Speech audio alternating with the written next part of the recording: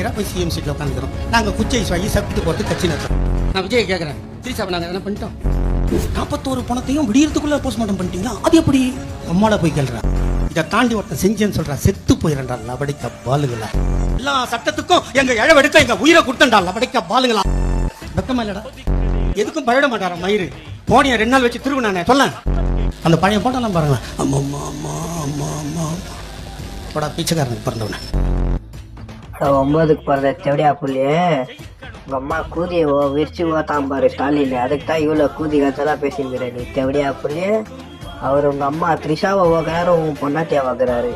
நீ போய் வழக்கு பிரச்சனை இல்லையா அவங்க அம்மால செவடியா புள்ளியே.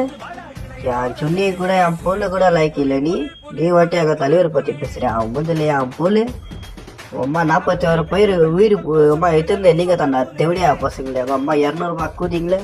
அம்மா ஸ்டாலின் முதல்ல என் பொண்ணு.